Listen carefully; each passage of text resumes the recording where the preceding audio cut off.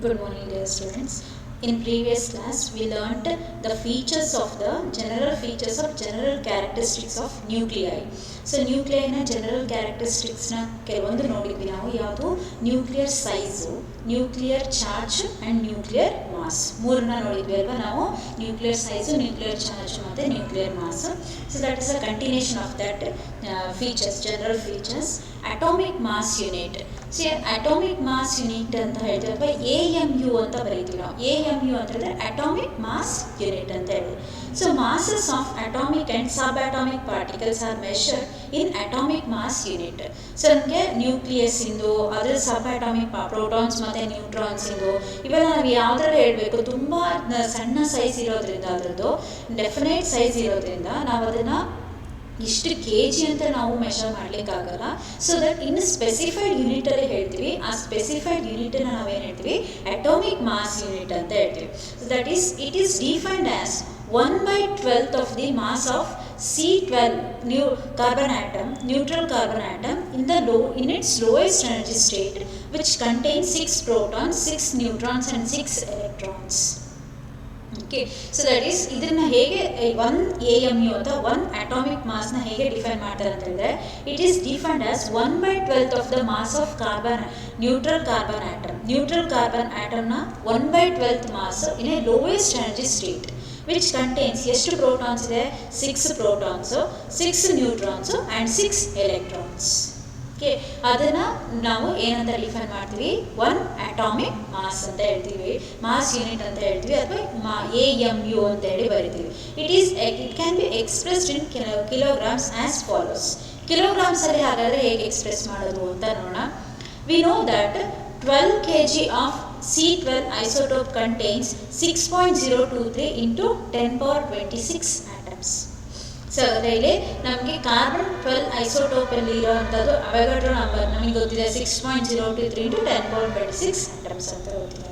So that is mass of 6.023 into 10 power 26 atoms is 12 kg. ಹಾಗಾದರೆ ಇದರಲ್ಲಿರೋವಂಥ ಇಷ್ಟು mass ಎಷ್ಟಿರುತ್ತೆ ಅಂತ ಹಾಗಾದರೆ 12 kg ಇರುತ್ತೆ carbon ಆಟಮ್ದು. That is therefore mass of one carbon atom of carbon 12 C12 is equal to 12 divided by that one. ಹಾಗಾದರೆ 12 divided by ಅವಗಾಡ್ರೋ number ಮಾಡಿದಾಗ ಆ carbon 12ನ mass ಸಿಗುತ್ತೆ ನಮಗೆ. That is one atomic mass unit is equal to 1/12 into mass of the one carbon atom. That is equal to 1 divided by 12 as it is.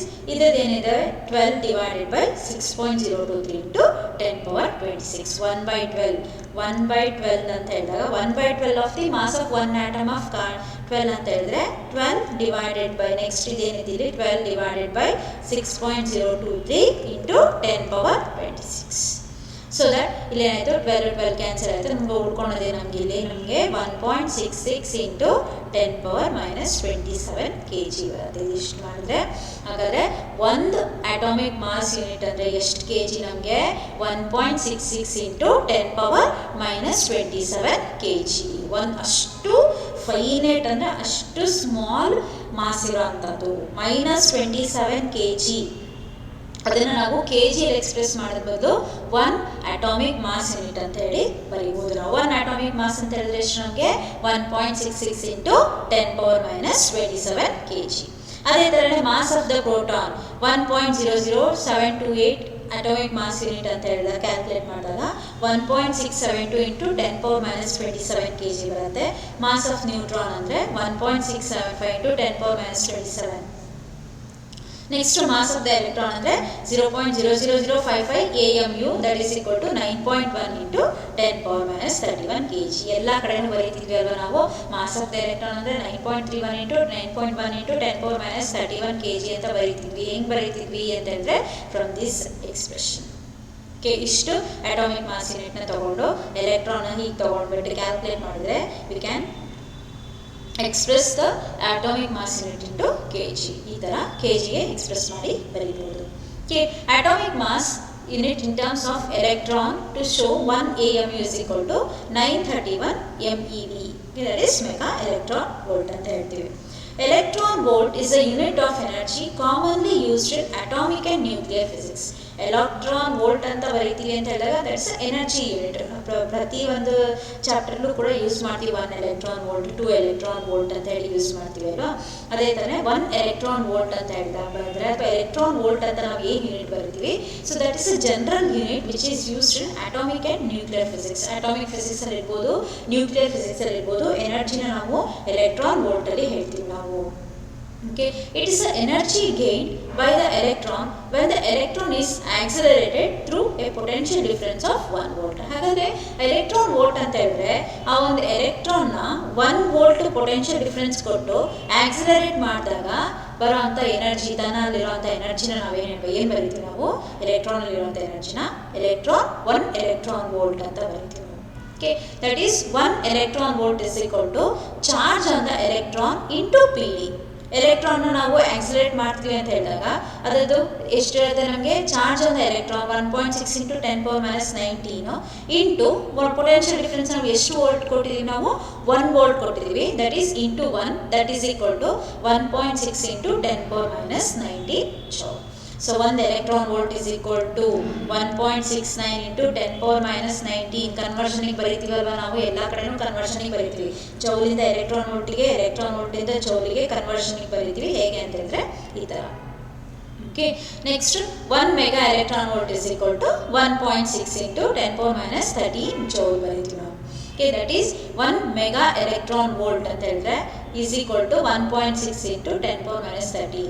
The relation between atomic mass unit and electron volt can be obtained from Einstein's mass and energy relation, according to which energy E equivalent to mass m is given by E is equal to mc square. Einstein's mass energy relation ಗೊತ್ತು ನಮಗೆ, E is equal to mc square ಅನ್ನೋದು ಗೊತ್ತು ನಮಗೆ.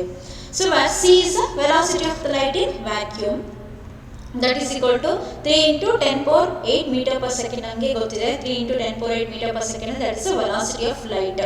Next, therefore energy equivalent of 1 atomic mass unit is 1.66 into 10⁻27 kg.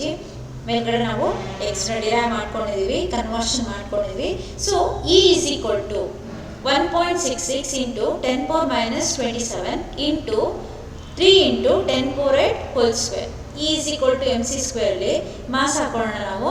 K ಜಿಯಲ್ಲಿದೆ ಅಂತ ಹೇಳಿದಾಗ 1.66 into 10⁻27, C ಅಂತ ಹೇಳಿದ್ರೆ 3 into 10⁸ square divided by ಜೌಲಲ್ಲಿದೆ, ಅದನ್ನು ಎಲೆಕ್ಟ್ರಾನ್ ವೋಲ್ಟಿಗೆ ಮಾಡ್ಕೊಂಡಿರೋದು 1.6 into 10⁻19 ಮಾಡಬೇಕು.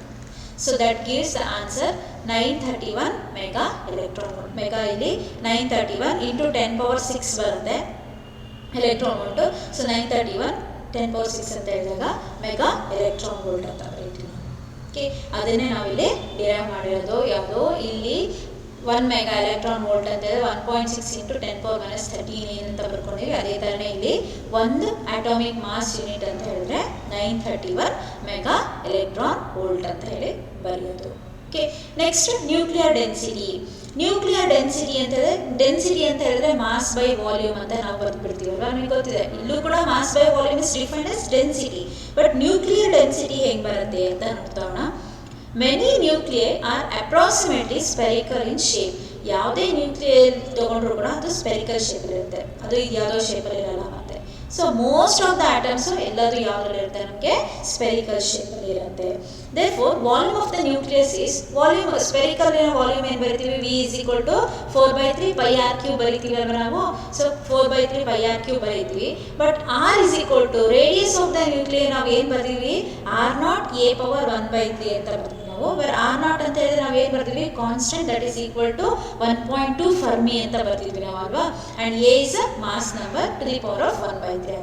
ಹಾಗಾದರೆ V ಗೆ ಏನು ತೊಗೊಳ್ತೀವಿ ನಾವು, V is equal to 4/3 pi R cube ಅಂದರೆ R0 a power 1/3 whole cube ಅಂದರೆ ಅದೇನು ಉಳ್ಕೊಳ್ತೀವಿ ನಮ್ಗೆ ಇಲ್ಲಿ ಆರ್ ಕ್ಯೂಬ್ ಉಳ್ಕೊಳುತ್ತೆ. a ಪವರ್ 1/3 ಅಂದರೆ 3 ಕ್ಯಾನ್ಸಲ್ ಆಗುತ್ತೆ. ನೆಕ್ಸ್ಟ್ ಅದನ್ನ ಸಬ್ಸ್ಟಿಟ್ಯೂಟ್ ಮಾಡಿಕೊಂಡು ನೋಡ್ತಾ ಹೋಗೋಣ ಇಲ್ಲಿ.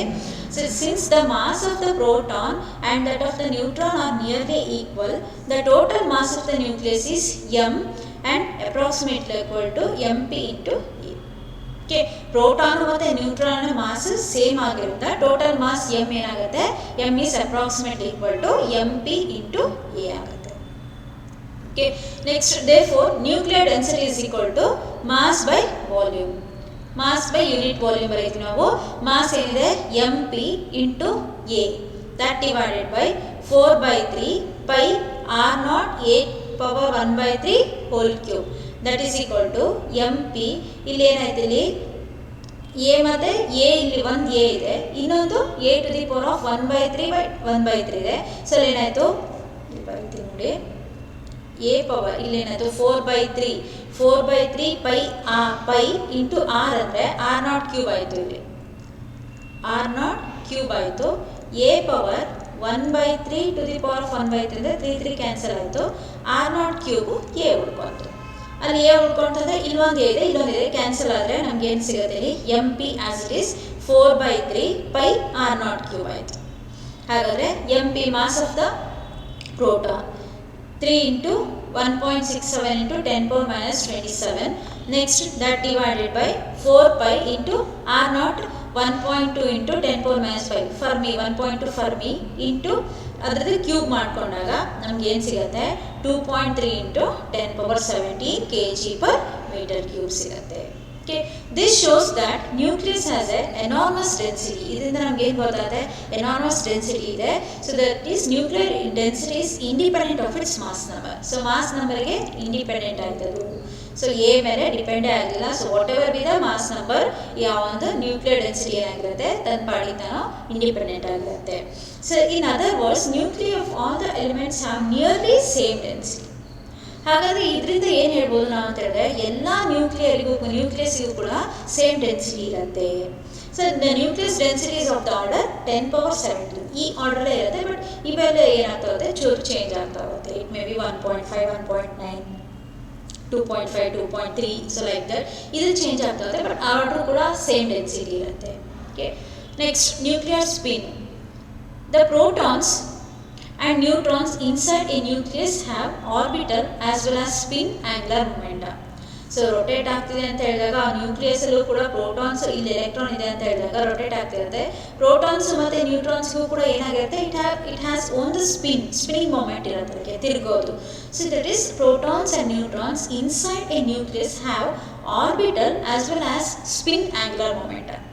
ಸೊ ಸ್ಪಿನ್ ಆಂಗ್ಯುಲರ್ ಮೊಮೆಂಟ ಇರುತ್ತೆ, ಅದಕ್ಕೆ ಜೊತೆಗೆ ಆರ್ಬಿಟಲು ಇರುತ್ತೆ, ನೆಕ್ಸ್ಟ್ ಸ್ಪಿನ್ ಮೊಮೆಂಟಮು ಇರುತ್ತೆ ಅದಕ್ಕೆ.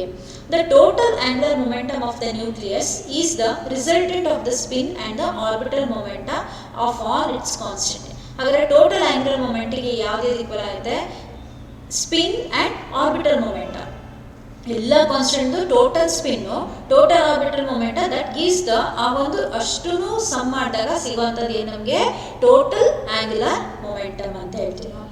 ಸೊ ದಟ್ ಈಸ್ ಪ್ರೋಟಾನ್ಸ್ ಮತ್ತು ನ್ಯೂಟ್ರಾನ್ಸ್. ಪ್ರೋಟಾನಿಂದ ಆರ್ಬಿಟಲ್ ಸ್ಪಿನ್ನು, ಪ್ರೋಟಾನಿನ ಆರ್ಬಿಟಲ್ ಮೊಮೆಂಟ, ನ್ಯೂಟ್ರಾನಿಂದ ಆರ್ಬಿಟಲ್ ಸ್ಪಿನ್ನು, ನ್ಯೂಟ್ರಾನಿಂದ ಆರ್ಬಿಟಲ್ ಮೊಮೆಂಟ, ಅದಷ್ಟು ಓವರ್ ಆಲ್ ಸೇರಿಸಿ ನಾವು ಆ್ಯಡ್ ಮಾಡಿದಾಗ ನಮಗೆ ಸಿಗುವಂಥ ಕ್ವಾಂಟಿಟಿನ ನಾವೇನು ಹೇಳ್ತೀವಿ, ಟೋಟಲ್ ಆಂಗ್ಯುಲರ್ ಮೊಮೆಂಟಮ್ ಅಂತ ಹೇಳ್ತೀವಿ. Okay, the resultant angular momentum of the nucleus is called its nuclear spin ante. So resultant angular ನಾವು ಈಗ ಬಂದಿರೋಂಥ ರಿಸಲ್ಟೆಂಟ್ ಆಂಗ್ಯುಲರ್ ಮೊಮೆಂಟಮ್ ಏನು ಬಂದಿರುತ್ತೆ ಅದನ್ನು ಏನು ಹೇಳ್ತೀವಿ ನಾವು, ನ್ಯೂಕ್ಲಿಯರ್ ಸ್ಪಿನ್ ಅಂತ ಹೇಳ್ತೀವಿ ನಾವು. Okay, next nuclear magnetic moment. So nuclear magnetic moment ಅಂತ ಹೇಳಿದ್ರೆ, nuclear spin is the resultant angular momentum of the nucleus. Nuclear spin ಅಂತ ಹೇಳಿದ್ರೆ ನಾವು ನೋಡಿದ್ವಿ ಅಲ್ವಾ. So the nuclear angular moment has A corresponding nuclear magnetic moment associated with it. Even neutron has nuclear magnetic moment. So nuclear spin ನಮಗೆ, ನಾವು nuclear spin ಅಂದೇನು, proton neutron ತನ್ನ orbital spin ಇರುತ್ತೆ, ಜೊತೆಗೆ ಅದಕ್ಕೇನು ನ್ಯೂಟ್ರಾನಿಗೂ ಕೂಡ ಆರ್ಬಿಟಲ್ ಸ್ಪಿನ್ ಇರುತ್ತೆ. Total orbital spin, ಅದು ಏನು ಸ್ಪಿನ್ನಿಂಗ್ ಮೂಮೆಂಟ್ ಇರುತ್ತೆ, so that total orbital spinning ಮೂಮೆಂಟನ್ನು ನಾವೇನು ಹೇಳ್ತೀವಿ, nuclear spin of all the constant ಅಂದರೆ ಪ್ರೋಟಾನು ಮತ್ತು neutron. Okay, the nuclear angular momentum has a corresponding nuclear magnetic moment. ಅಲ್ಲಿ ಮ್ಯಾಗ್ನೆಟಿಕ್ ಮೂಮೆಂಟ್ ಇರುತ್ತೆ, ಸ್ಪಿನ್ನಿಂಗ್ ಮೂಮೆಂಟ್ ಬಂತಂದ್ರೆ ಮ್ಯಾಗ್ನೆಟಿಕ್ ಮೂಮೆಂಟ್ ಬರುತ್ತೆ. ಸೊ ನ್ಯೂಟ್ರಾನ್ಗೂ ಕೂಡ ಒಂದು nuclear magnetic moment, since it is a neutrally charged, ಅದಕ್ಕೆ ಯಾವುದೂ ಚಾರ್ಜ್ ಇಲ್ಲ ಅಂದರೂ ಕೂಡ ಅದಕ್ಕೂ ಏನಿರುತ್ತೆ, ಒಂದು ಮ್ಯಾಗ್ನೆಟಿಕ್ ಮೂಮೆಂಟ್ ಇರುತ್ತೆ ಅದಕ್ಕೆ, ಅಂದರೆ it is affected by the magnetic field ಅಂತ ಅರ್ಥ. Okay, next Discovery of neutrons. So here who Discover neutrons ಅಂತ ಬರೆದಾಗ ನಮಗೇನು, ಜೇಮ್ಸ್ ಚಾಡ್ವಿಕ್ ಅಂತ ಬಂದ್ಬಿಡಬೇಕು ತಲೆಗೆ. ನ್ಯೂಟ್ರಾನ್ಸ್ನ ಡಿಸ್ಕವರ್ ಮಾಡಿರೋದು James Chadwick in 1932. He observed that the emission of neutral radiations when beryllium nuclei were bombarded with alpha particles and were found to consist of a new type of neutral particles having mass nearly that of proton. So beryllium ನ್ಯೂಕ್ಲಿಯೈನ ಒಂದು alpha particle ಇಂದ bombard ಮಾಡಿದಾಗ ಒಂದು new type of particle ಏನಾಯ್ತಲ್ಲಿ consisted ಇತ್ತು ಅಲ್ಲಿ. ಆ ಒಂದು ನ್ಯೂ ಟೈಪ್ ಆಫ್ ಪಾರ್ಟಿಕಲ್ಸಿಗೆ ಮಾಸ್ ಎಷ್ಟಿತ್ತು ಅಂತ ಹೇಳಿದ್ರೆ it is nearly equal to the mass of the proton. So ಆ ಪಾರ್ಟಿಕಲ್ಸ್ನ ಆಮೇಲೆ ಚಾರ್ವಿಕ್ ಏನು ಮಾಡಿದ್ರು, ನ್ಯೂಟ್ರಾನ್ಸ್ ಅಂತ ಹೇಳಿ ಡಿನೋಟ್ ಮಾಡಿದ್ರು and it is denoted by 0n1 ಅಂತ ಹೇಳ್ತೀವಿ. Okay, next properties. ಹಾಗಾದರೆ ನ್ಯೂಟ್ರಾನ್ಸ್ನ ಪ್ರಾಪರ್ಟೀಸ್ ಏನು ಅಂತ ನೋಡ್ತಾ ಹೋಗೋಣ. Neutrons are electrically neutral. ಗೊತ್ತಿದೆ, ನ್ಯೂಟ್ರಾನ್ಸ್ ಅಂದರೆ neutral, electrically neutral. They don't have any positive or negative charge. Hence they not experience any coulomb force ಅಲ್ವಾ. ಕೂಲಂಬ್ ಫೋರ್ಸ್ನ ಅದು ಎಕ್ಸ್ಪೀರಿಯನ್ಸ್ ಮಾಡೋಕ್ಕೆ ಸಾಧ್ಯ ಇಲ್ಲ. ಯಾವುದು ಚಾರ್ಜ್ ಕೂಲಂಬ್ ಫೋರ್ಸ್ ಎಕ್ಸಿಸ್ಟ್ ಆಗಬೇಕಂತ ಹೇಳಿದಾಗ F is equal to 1/4πε0 Q1 Q2/r². So Q1 Q2 there is no charge ಅಂತ ಹೇಳಿದಾಗ ಫೋರ್ಸ್ನ ಎಕ್ಸಿಬಿಟ್ ಮಾಡಲಿಕ್ಕೆ ಸಾಧ್ಯ ಇಲ್ಲ, ಅದು ಎಕ್ಸಿಸ್ಟೆನ್ಸಲ್ಲಿ ಇಲ್ಲ ಅಂತ ಅರ್ಥ.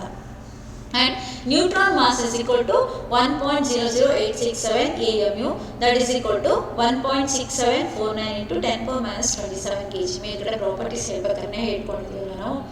Slow neutrons can wander through a material and cause nuclear reactions.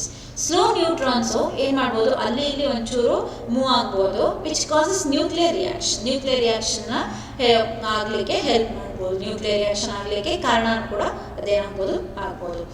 Free neutrons outside the nucleus are unstable.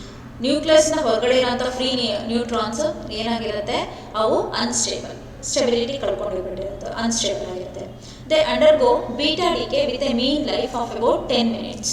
So beta decay ಆಗ್ತಾ ಹೋಗುತ್ತೆ. ಬೀಟಾ ಡಿಕೆ ನೆಕ್ಸ್ಟ್ ಓದ್ತೀರ ನೀವು.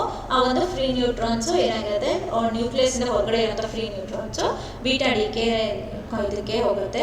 ಆವಾಗ ಆ ಮೀನ್ ಲೈಫ್ ಎಷ್ಟು 10 ನಿಮಿಷ, ಅದಕ್ಕೆ ಬೀಟಾ ಡಿಕೆ ಅಷ್ಟೊಂದು ಮೀನ್ ಲೈಫ್ ಇರುತ್ತೆ ಅದಕ್ಕೆ.